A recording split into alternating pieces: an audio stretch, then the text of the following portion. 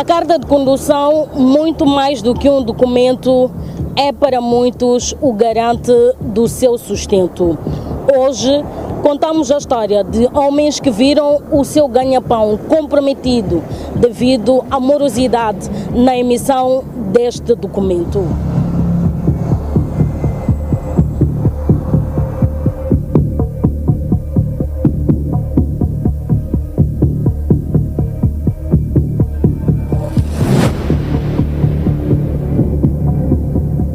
Neste episódio, contamos a história de homens que sentiram na pele o quanto a morosidade dos serviços públicos pode colocar em causa a sobrevivência de uma família. Esta é a casa do Sr. Constantino Nhankal, motorista de longo curso que transporta inertes na rota Moçambique-África do Sul. Constantino Nhankal perdeu o emprego há cerca de um ano devido à morosidade na emissão de cartas de condução e desde lá a esta parte tem sido um grande martírio prover para a sua família.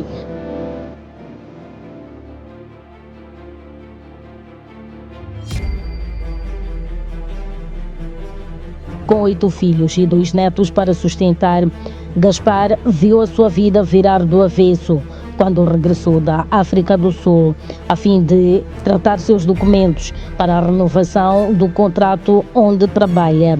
E para sua tristeza, o emprego que já era garantido ficou para trás devido à morosidade na emissão de cartas de condução.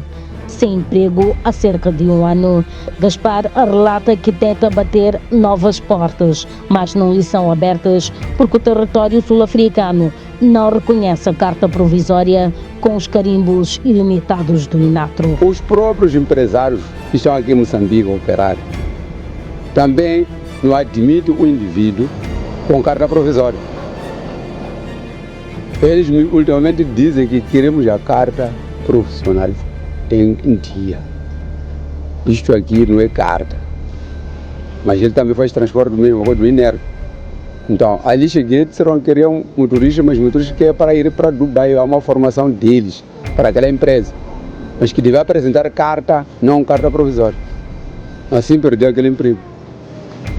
Saí, recebi uma outra notícia, dia 7, este 7 de fevereiro, tirei os testes, matou a logística. Essa empresa é uma empresa que está a operar aqui, em Moçambique e África do Sul. Essa empresa também, com isso aqui, não aceita, quer a carta definitiva.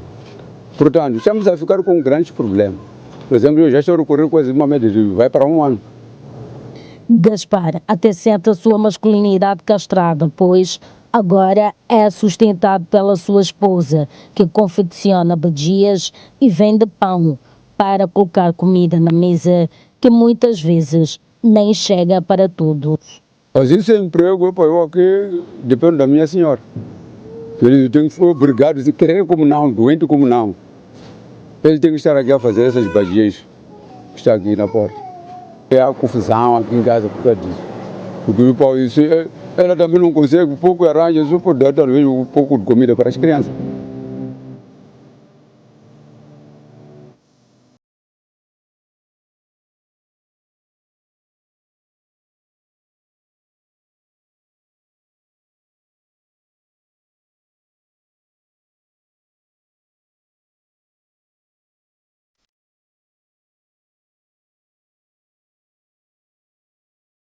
A 27 de janeiro, o administrador do INATRO, Cláudio Zunguzi, teria anunciado medidas segundo as quais a instituição passaria a funcionar aos sábados e domingos para aliviar a pressão, fato que não aconteceu. Funcionários da instituição sussurraram à TV Sucesso que olho nenhum viu, ouvido nenhum ouviu e nem subiu ao pensamento de ninguém entre os técnicos que passariam a trabalhar sem descanso para descongestionar 35 mil cartas pendentes.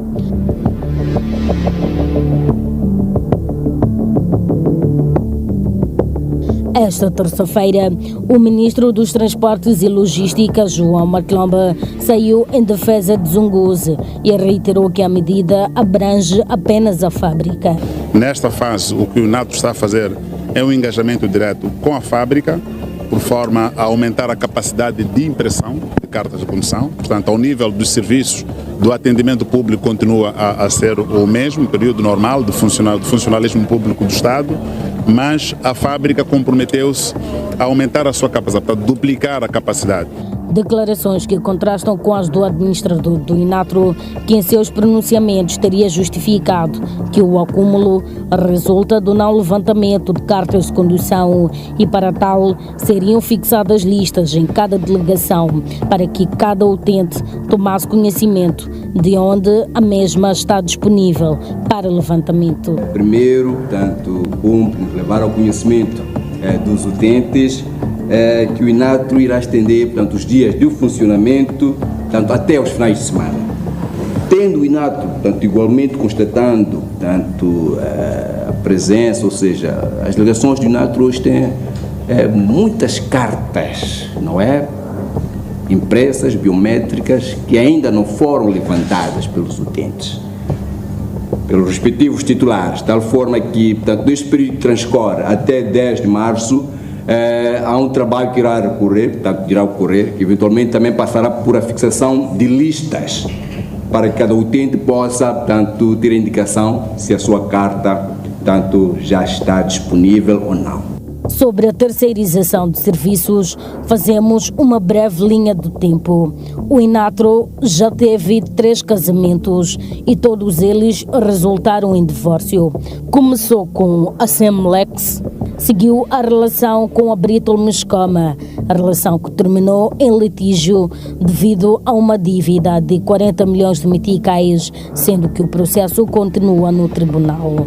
Em uma nova aventura, o INATRO abraçou a Mover, que junto da ITS é a atual provedora de serviços de impressão de cartas, mas a relação não anda de boa saúde há mais de um ano. Há relatos de que uma dívida do INATRO com a empresa estaria na origem da não emissão do documento. Recentemente, o ministro dos Transportes até reconheceu a falta de qualidade do INATRO na prestação de serviço aos utentes. Ainda assim, insiste que terceirizar os serviços é melhor. Bom, o INATRO está a fazer isso agora, não com boa qualidade. Então a ideia é mudar a forma de fazer as coisas. Então penso que se a sociedade não está satisfeita agora com a gestão direta do INATRO, achamos que temos que mudar, temos que melhorar. Estamos a lutar para garantir a estabilidade disso, até com os novos serviços do INATRO, a emissão de carta, a integração tanto do livrete, contido de propriedade, todo o ecossistema que estamos a desenvolver, incluindo as câmaras, os serviços de câmaras de vigilância, sejam implementados a partir do final do primeiro semestre deste ano. Hoje, de forma hipotética, simulamos a encomenda de uma máquina de impressão biométrica que, sem recorrer à adjudicação, pode ser a solução dos problemas do INATRO se tomar em consideração o dinheiro arrecadado das receitas decorrentes da aquisição de cartas de condução. Avaliada em $5.000, o equivalente a 369 mil meticais, esta máquina tem a capacidade máxima de impressão de 2.700 cartas de condução por hora. Vamos aos cálculos. Os serviços do INATRO são pré-pagos no valor de 2.500 meticais, ou seja, paga-se primeiro e aguarda-se pela carta biométrica, o que significa que, neste momento, com 35 mil cartas pendentes, o INATRO tem, sem margem para dúvidas, cerca de 87 milhões de meticais decorrentes do pagamento para aquisição das cartas biométricas.